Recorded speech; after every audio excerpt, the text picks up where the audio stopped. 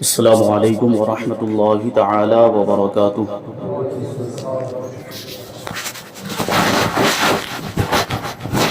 نحمده ونصلي ونسلم على رسوله الكريم اما بعد فاعوذ بالله من الشيطان الرجيم بسم الله الرحمن الرحيم ان الله وملائكته يصلون على النبي يا أيها الذين آمنوا صلوا عليه وسلموا تسليما اللهم صل على سيدنا ومولانا محمد وعلى الجود والكرم وآله الكرام وابنه الكريم وبارك وسلم صلاة وسلاما عليك يا رسول الله صلی اللہ تعالی علیہ وسلم۔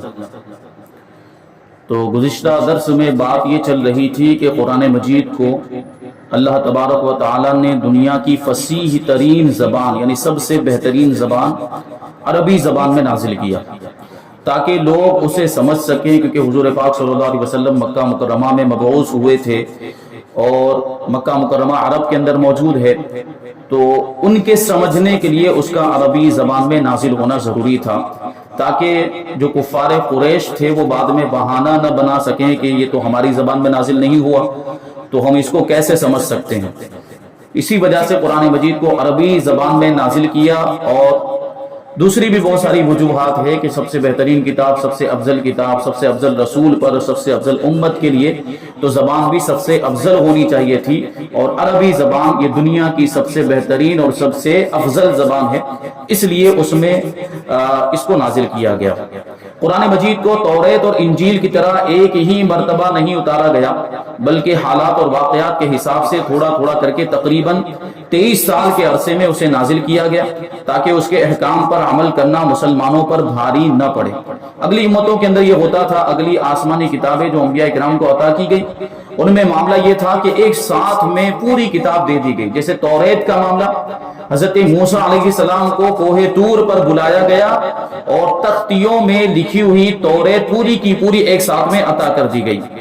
اب وہ ایک ساتھ میں حضرت موسیٰ علیہ السلام لے کر آئے تو انہوں نے یعنی جو یہودی تھے جو حضرت موسیٰ علیہ السلام کو ماننے کا دعویٰ کرتے تھے، بنی اسرائیل، تو انہوں نے دیکھا تو ان کو بہت بھاری لگا، اس کے احکام جو تھے وہ سخت لگے، اس لیے انہوں نے انکار کر دیا، ماننے کے لیے تیار نہ ہوئے۔ تو قرآن مجید کو تھوڑا تھوڑا کر کے 23 سال کے عرصے میں اللہ تبارک و تعالیٰ نے نازل کیا، حالات اور واقعات کے اعتبار سے جیسی جیسی ضرورت تھی ویسی ویسی آیتیں نازل ہوئی، اور نبی کریم صلی اللہ علیہ وسلم کے قلب اطہر کو مضبوطی حاصل ہو جائے۔ یہ قرآن مجید کے اس طرح تھوڑا تھوڑا کر کے نازل کرنے میں ایک حکمت یہ بھی تھی، اور یہ اللہ تعالیٰ کے اپنے حبیب صلی اللہ علیہ وسلم کی امت پر بہت بڑا احسان ہے۔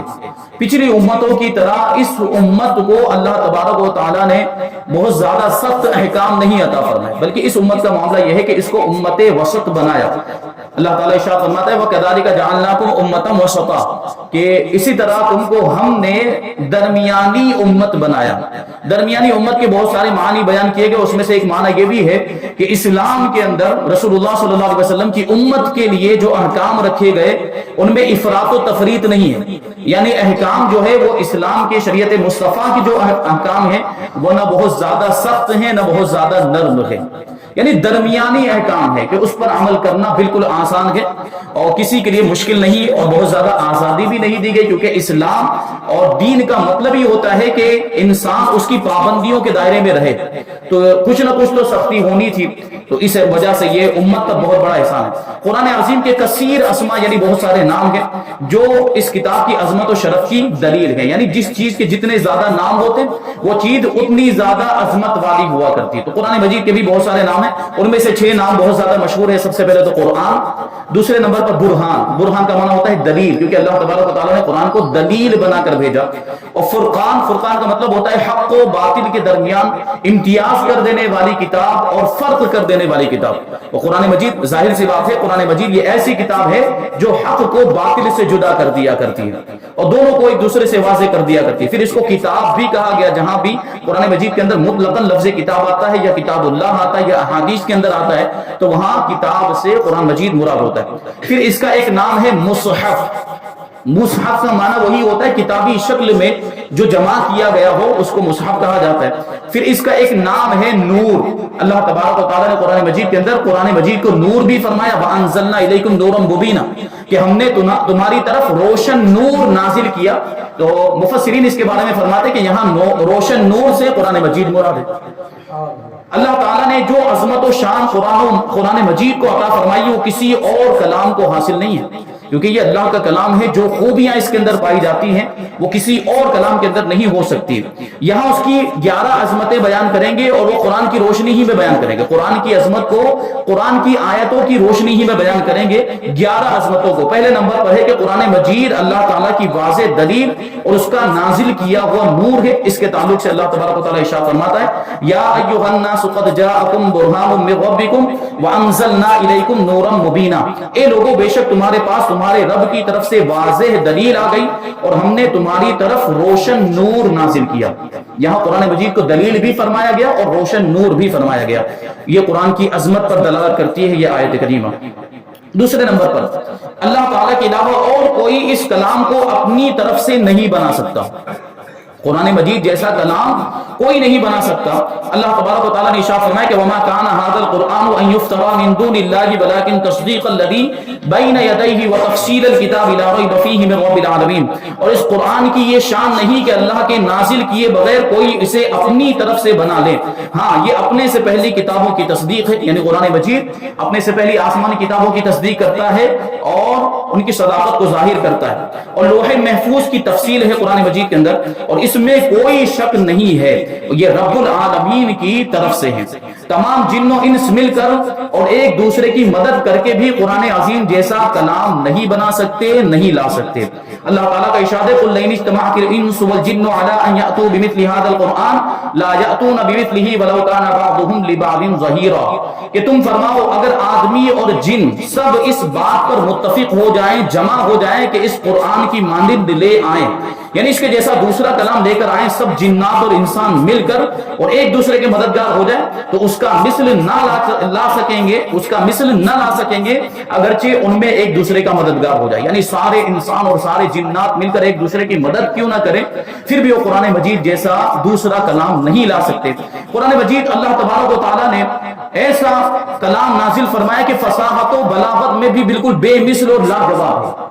اور اہل عرب کو اپنی فصاحت و بلاغت پہ بڑا ناز تھا. جب قرآن مجید نازل ہوا اور اللہ تبارک و تعالیٰ نے لوگوں کو چیلنج کیا کہ اس کے جیسا دوسرا کلام نہیں ہو سکتا, تو اہل عرب نے کہا تھا لو نشاء لقلنا مثل هذا, کہ اگر ہم چاہیں تو ہم بھی ایسا کلام کہہ سکتے ہیں, ہم بھی ایسا کلام لے کر آ سکتے ہیں. کیونکہ ان کو اپنی شاعری پر اور قصیدہ گوئی پر اور اس طرح کی باتوں پر بہت زیادہ ناز تھا, فصاحت و بلاغت, کہ اہل عرب کے جو شاعر ہوتے تھے ان کے قصیدے خانہ کعبہ کی دیواروں پر لٹکے ہوئے ہوا کرتے تھے, اور وہ چیلنج کرتے تھے. ایک شاعر اپنا قصیدہ لکھ دیتا, اس میں سینکڑوں اشعار ہوا کرتے تھے, پھر وہ چیلنج کے طور پر خانہ کعبہ کی دیوار پر اس کو لٹکا دیتا تھا, اور اس کا یہ چیلنج ہوتا تھا کہ کون ہے جو اس قصیدے کا جواب لے کر آئے.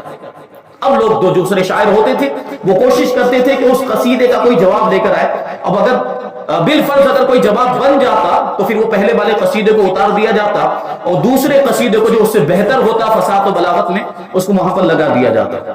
یہی تو ایک واقعہ آپ نے سنا ہوگا کہ کسی نے جو قرآن پاک کی جو سورہ کوثر ہے, انا اعطیناک الکوثر فصلی لربک وانحر ان شانئک هو الابتر, یہ کسی نے لکھ کر, یہی جو ان کا طریقہ رائج تھا اس کے مطابق سورہ کوثر کسی نے لکھ کر خانہ کعبہ کی دیوار پر لٹکا دیا.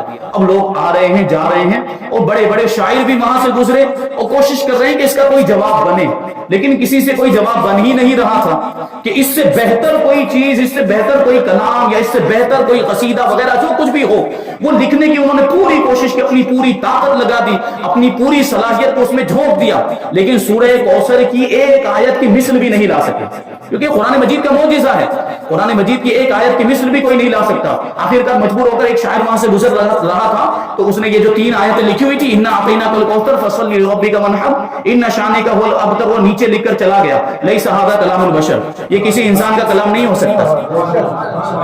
اگر انسان کا کلام ہوتا تو اس کا جواب لایا جا سکتا تھا, اس کے جیسا دوسرا بنایا جا سکتا تھا. اس کا جواب ابھی تک کوئی بنا نہیں سکا. اتنی کوششیں کرنے کے باوجود, اپنی صلاحیت کو صرف کرنے کے باوجود ابھی تک کوئی اس کا جواب نہیں لا سکا. اس کا مطلب یہ ہے کہ یہ انسان کا کلام ہے ہی نہیں, یہ تو پروردگار عالم کا کلام. اسی لیے تو اللہ تبارک و تعالیٰ نے چیلنج کیا تھا کہ فَلْيَأْتُوا بِحَدِيثٍ مِثْلِهِ إِن كَانُوا صَادِقِينَ, کہ قرآن کے مثل ایک بات لے کر آ جائیں اگر وہ اپنے دعوے میں سچے ہیں. جو انہوں نے کہا تھا کہ ہم تو اس کے مثل کلام لا سکتے ہیں, تو انہوں نے پوری کوشش کی, نہیں لا سکے. تو دوبارہ اللہ تبارک و تعالیٰ نے قرآن مجید کے اندر چیلنج کیا کہ چلو پورا کلام نہیں لا سکتے, قُلْ فَأْتُوا بِعَشْرِ سُوَرٍ مِثْلِهِ مُفْتَرَيَاتٍ, تو اپنی طرف سے بنا کر 10 صورتیں ہی اس کے جیسی لے کر آ جائیں. قرآن مجید کے جیسی پورا کلام نہ لائیں, چلیے تو 10 صورتیں اس کے جیسی بنا کر لے کر آ جائیں. اس میں بھی پوری کوشش کی تو 10 صورتیں بھی نہ لا سکے. تو اللہ تبارک و تعالیٰ نے چیلنج میں اور اضافہ فرماتے ہوئے ارشاد فرمایا کہ چلو 10 صورتیں نہیں لا سکتے تو ایک ہی صورت لا کر دکھا دو. وَإِن كُنتُمْ فِي رَيْبٍ مِّمَّا نَزَّلْنَا عَلَىٰ عَبْدِنَا فَأْتُوا بِسُورَةٍ مِّن مِّثْلِهِ وَادْعُوا شُهَدَاءَكُم مِّن دُونِ اللَّهِ إِن كُنتُمْ صَادِقِينَ, کہ جو کچھ ہم نے اپنے خاص بندے پر نازل کیا ہے اگر اس میں تم کو کچھ شک ہے تو اس کے جیسی صرف ایک صورت لا کر دکھا دو اور اپنے سارے حمایتیوں کو بلا لو. اللہ کے علاوہ جتنے بھی تمہارے مددگار ہیں جن کی تم عبادت کا دعویٰ کرتے ہو ان سب کو بلا لو اگر تم اپنے دعوے میں سچے ہو. تو اللہ تبارک و تعالیٰ نے آخر میں یہ ارشاد فرمایا کہ یہ تو کر ہی نہیں سکتے, کہ اگر یہ تو کیا بلکہ جو کفار عرب, یہ تو صرف ایک محدود علاقے کے لوگ ہیں, پوری دنیا کے انسان, پوری دنیا کے جنات یہ سب جمع ہو جائیں اور قرآن کا مثل, قرآن کے جیسا کلام لانے کے لیے ایک دوسرے کی مدد کریں, اپنی ساری طاقت لگا دیں, ساری صلاحیت اس میں جھونک دے, پھر بھی قرآن کے مثل وہ نہیں لا سکتے. اس لیے اللہ تبارک و تعالیٰ نے آگے ارشاد فرمایا کہ فَإِن لَّمْ تَفْعَلُوا وَلَن تَفْعَلُوا فَاتَّقُوا النَّارَ الَّتِي وَقُودُهَا النَّاسُ وَالْحِجَارَةُ, تو اگر وہ یہ نہ کر سکے اور ہم کہہ دیتے کہ ہرگز نہیں کر سکیں گے, اللہ تبارک و تعالیٰ نے خود ارشاد فرمایا کہ ہرگز وہ قرآن کا مثل نہیں لا سکیں گے, تو اب کیا کرنا چاہیے؟ تو اس آگ سے ڈرو جس کا ایندھن انسان اور پتھر ہے. فَاتَّقُوا النَّارَ الَّتِي وَقُودُهَا النَّاسُ وَالْحِجَارَةُ, ایسی آگ سے ڈرو جس کا ایندھن انسان اور پتھر ہیں, اعدت للکافرین, جو کافروں کے لیے تیار کی گئی. یعنی جہنم کی آگ, جہنم کی آگ میں دنیا کی طرح یہ لکڑیاں وغیرہ نہیں ڈالی جاتی اس کو جلانے کے لیے. جہنم کی آگ کو روشن کرنے کے لیے اس میں انسانوں کو ڈالا جائے گا اور پتھروں کو ڈالا جائے گا. اور یہاں پہ مفسرین کرام فرماتے ہیں یہاں پتھروں سے مراد پتھروں کے وہ بت ہے, وہ مورتیاں ہیں, وہ مجسمے ہیں جن کی دنیا میں وہ پوجا کیا کرتے تھے, تو ان کو ڈال دیا جائے گا جہنم کے اندر, کافروں کے ساتھ, مشرکین کے ساتھ ان بتوں کو بھی ڈال دیا جائے گا جن کی وہ دنیا میں پوجا کیا کرتے تھے, ان کی بالکل عاجزی ظاہر کرنے کے لیے کہ دیکھو جن کو دنیا میں تم خدا مانتے تھے, جن کی تم عبادت کیا کرتے تھے, وہ پتھر کی مورتیاں بھی تمہارے ساتھ جہنم میں جل رہی ہیں اور تمہارے کسی بھی کام کی نہیں ہے, اور ایسوں کی تم پوجا کیا کرتے تھے. یہ کتنے عاجز ہیں, اپنے آپ کو بچا نہیں سکتے اور تم نے ان کو خدا بنایا ہوا تھا. تو ان پر حسرت کے اوپر حسرت ہوگی, افسوس پر افسوس ہوگا کفار کو, لیکن اس وقت یہ افسوس کرنا کوئی کام نہیں آئے گا. دنیا میں اگر یہ افسوس کرتے اور اس افسوس کے نتیجے میں اگر وہ اپنے گناہوں سے توبہ کرتے, کفر و شرک سے توبہ کرتے, اسلام قبول کر لیتے تو دنیا میں یہ کام آتا. لیکن دنیا سے جانے, کیونکہ دنیا دار العمل ہے لیکن آخرت دار الجزا ہے, جو دنیا میں کیا ہوگا اس کا بدلہ ہمیں آخرت میں ملنا. تو یہ قرآن عظیم ایسی مقدس کتاب ہے کیونکہ یہ اللہ تبارک و تعالیٰ کا کلام ہے, اور اللہ تبارک و تعالیٰ کا کلام یہ اللہ تبارک و تعالیٰ کی صفت ہے. کلام نفسی جو ہے, کلام نفسی یعنی جو ہمارے سامنے مصحف میں موجود ہے, قرآن جو کتابی شکل میں لکھا ہوا ہے, یہ کلام لفظی ہے, یہ تو حدیث ہے. لیکن جو اللہ تبارک و تعالیٰ کی صفت ہے, جو کلام نفسی ہے, وہ قدیم ہے, کیونکہ اللہ تبارک و تعالیٰ قدیم ہے اور اس کی ساری صفات بھی قدیم. قدیم ہونے کا کیا مطلب؟ ہمیشہ سے ہے اور ہمیشہ رہے گا, اس کی کوئی ابتدا نہیں ہے اور اس کی کوئی انتہا بھی نہیں ہے. تو جو کلام نفسی ہے وہ اللہ تبارک و تعالیٰ کی صفت ہے. تو سوچیں کہ جب اللہ تبارک و تعالیٰ معبود ہے, ایسا معبود برحق ہے کہ دوسرا کوئی معبود نہیں ہو سکتا, اللہ تعالیٰ کی صفات میں اور اس کی ذات میں کوئی شریک نہیں ہو سکتا, تو اس کے کلام جیسا دوسرا کلام کیسے ہو سکتا ہے؟ اسی وجہ سے تو پوری کوششیں کرنے کے باوجود یہ قرآن کے مثل کوئی کلام نہ لا سکے, جبکہ ان کو اپنی مہارت پر کتنا فخر تھا, وہ اپنی فصاحت و بلاغت پر بڑا ناز کیا کرتے تھے, لیکن قرآن مجید جیسا وہ کوئی کلام نہیں لا سکے. یہ قرآن باطل کی رسائی سے دور ہے کہ اس کے پاس کسی طرف سے باطل نہیں آ سکتا. یعنی قرآن مجید بالکل حق ہے اور اس میں باطل کا کوئی حصہ نہیں. باطل کا مطلب کیا ہوتا ہے؟ جو حقیقت کے بالکل خلاف.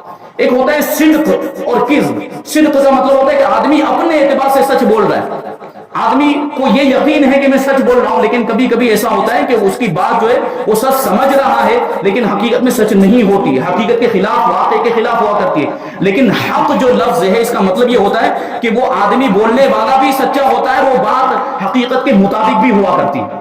اور کبھی کبھی آدمی جھوٹ بول رہا ہوتا ہے, وہ سوچ کر بول رہا ہے کہ جھوٹ ہے لیکن اس کی بات واقعے کے مطابق ہوتی ہے, حقیقت کے مطابق ہوتی ہے. لیکن باطل کا مطلب یہ ہوتا ہے کہ وہ خود بھی جھوٹا ہوتا ہے اور وہ حقیقت کے خلاف ہوا کرتا ہے, اس کا کوئی وجود ہی نہیں ہوتا. تو قرآن مجید کے اندر باطل کی کوئی رسائی ہی نہیں ہے. قرآن مجید جو ہے یہ کلام برحق ہے, سچا کلام ہے, اور اس میں جھوٹ کی کوئی گنجائش ہی نہیں ہو سکتی, بلکہ اس میں شک اور شبہ کی بھی کوئی گنجائش نہیں. اللہ تبارک و تعالی ارشاد فرماتا ہے لا یاتیہ الباطل من بین یدیہ ولا من خلفہ تنزیل من حکیم حمید, کہ باطل اس کے سامنے اور اس کے پیچھے کسی طرف سے بھی اس کے پاس نہیں آ سکتا, یعنی قرآن مجید کے پاس نہیں آتا. وہ قرآن اس کی طرف سے نازل کیا ہوا ہے جو حکمت والا ہے, تعریف کے لائق ہے. اللہ تبارک و تعالیٰ کی طرف سے نازل کیا ہوا ہے, تو اس میں باطل کہاں سے آ سکتا ہے؟ پرانی کتابوں کے اندر جو اگلی امتوں کو جو کتابیں دی گئی تھی تو ان کے اندر تو انہوں نے باطل چیزوں کو یعنی جھوٹی اور غلط چیزوں کو داخل کر دیا. توریت اور انجیل کے معاملات کیا وہ محرف ہو چکی, اس میں تبدیلیاں کر دی گئی. لوگوں نے اپنی مرضی کے مطابق جو چیزیں مشکل لگی, جو سخت احکام تھے, ان کو نکال دیا, اور جو آسان تھی اپنے اعتبار سے چیزیں اس میں داخل کر دی. تو اس طرح انہوں نے آسمانی کتابوں کے اندر تبدیلی کر دی. لیکن قرآن مجید جیسا 1450 سال پہلے تھا آج بھی اسی شکل میں موجود ہے. اس کے اندر ایک لفظ کی تو کیا ایک حرف کی بھی تبدیلی نہیں ہوئی, اور ایک حرف بھی بڑی بات ہے, ایک زبر زیر کی بھی تبدیلی نہیں ہوئی, کیونکہ اس کی حفاظت کی ذمہ داری کس نے لی؟ قرآن مجید کی حفاظت کی ذمہ داری خود رب کائنات نے لی. اللہ تبارک و تعالی ارشاد فرماتا ہے کہ انا نحن نزلنا الذکر وانا له لحافظون, کہ بے شک ہم ہی نے اس ذکر کو یعنی قرآن مجید کو نازل کیا, اور بے شک ضرور ہم اس کی حفاظت کرنے والے ہیں. بڑی تاکیدوں کے ساتھ اللہ تبارک و تعالی نے ارشاد فرمایا. تو اب سوچیں کہ جس کتاب کی حفاظت خود اللہ تبارک و تعالی کرے, کیا اس میں کوئی تبدیلی ہو سکتی ہے؟ کیا اس میں کوئی باطل بات کو داخل کر سکتا ہے؟ کیا اس میں کوئی جھوٹی بات کو داخل کر سکتا ہے؟ یا کوئی ایسی آیت اس میں داخل کر سکتا ہے جو قرآن کا حصہ نہ ہو؟ یہ ہو ہی نہیں سکتا. اس لیے ان لوگوں کے دعوے جھوٹے ہیں جو قرآن کے تعلق سے کہا کرتے ہیں کہ قرآن کے 40 پارے تھے, معاذ اللہ 10 پارے صحابہ کرام نے حذف کر دیے. یہ عقیدہ رکھنا یہ کفری عقیدہ قرآن کی اس آیت کے خلاف ہے, کیونکہ جب خود اللہ تبارک و تعالی ارشاد فرما رہا ہے کہ میں نے قرآن کی حفاظت کی ذمہ داری لی, تو اس میں سے پارے کم کیسے ہو سکتے ہیں؟ یہ قرآن کی آیت کا انکار ہوا کہ نہیں؟ 10 پاروں کا عقیدہ وہ الگ سے مان رہے ہیں کہ 10 پارے تھے. یہ گمراہ فرقے والے تو 10 پارے جو تھے وہ معاذ اللہ صحابہ کرام نے اس کو کہیں چھپا دیا اور اس کو کہیں جو ہے کہ ختم کر دیا. اس طرح کی باتیں جو ہیں اس طرح کے عقیدے رکھتے ہیں, حالانکہ ایسا عقیدہ رکھنا یہ خود قرآن کے خلاف ہے. اگر ایسا کچھ ہوتا, اگر یہ قرآن کے پارے, اگر یہ سوچ لیجئے اگر بالفرض یہ قرآن کے پارے اس طرح چھپا دیے گئے ہوتے تو کیا مولا کائنات اس وقت موجود نہیں تھے؟ وہ ضرور اعتراض کرتے. دیگر صحابہ کرام موجود نہیں تھے, کیونکہ صحابہ کرام کی شان اور ان کا جذبہ ایسا تھا کہ کوئی بھی غلط کام وہ برداشت نہیں کرتے تھے. تو اگر یہ ایک پارے ایک آیت کی بات نہیں, ایک سورت کی بات نہیں, پورے 10 پارے کی بات کرتے ہیں, تو یہ کیسے ہو سکتا ہے کہ پورے 10 پارے یہ حذف کر دیے جائیں, صحابہ کرام خاموش رہے؟ جو صحابہ کرام ان کا جذبہ ایسا تھا کہ وہ کوئی بھی غلط بات برداشت نہیں کرتے تھے. تو یہ صحابہ کرام کا اس بات پر اجماع ہے کہ قرآن مجید جو آج موجود ہے یہ اتنا ہی قرآن مجید ہے, اور اتنی ہی آیتیں اور اتنی ہی صورتیں قرآن مجید کے اندر موجود ہے, اور 30 پارے ہی ہے, اس میں سے کچھ بھی کم نہیں ہوا. اور صحابہ کرام کا قطعی اجماع ہے, اور جس چیز پر صحابہ کرام کا قطعی اجماع ہو جائے اس کا انکار کرنا یہ کفر کا سبب ہوا کرتا ہے, کیونکہ صحابہ کرام کبھی بھی کسی غلط بات پر اتفاق اور اجماع کر ہی نہیں سکتے. کیونکہ اللہ کے رسول صلی اللہ علیہ وسلم نے خود ارشاد فرمایا کہ ما رآہ المسلمون حسنا فهو عند اللہ حسن, کہ جس کو مسلمان بہتر سمجھے وہ اللہ کے نزدیک بھی بہتر ہوا کرتا ہے. یعنی سب مل کر مسلمان کسی بات پر اتفاق کر لیں, اور یہاں مراد کیا ہے؟ مجتہدین صحابہ کرام کا اتفاق, جس کو اجماع کہا جاتا ہے. تو سارے صحابہ کرام کا اس بات پر اجماع ہے کہ قرآن مجید کے 30 ہی پارے ہیں, تو یہ اجماع قطعی ہو گیا. یہاں بہت ساری باتیں, ابھی تو 4 آیتیں بیان کی گئی, انشاءاللہ تبارک و تعالی اور باتیں آگے بیان کی جائے گی. اللہ تبارک و تعالی کی بارگاہ میں دعا ہے کہ جو کچھ بھی بیان ہوا اس پر ہم سب کو عمل کرنے کی توفیق عطا فرمائے, نور قرآن سے ہم سب کے دلوں کو منور فرمائے. وما علینا الا البلاغ.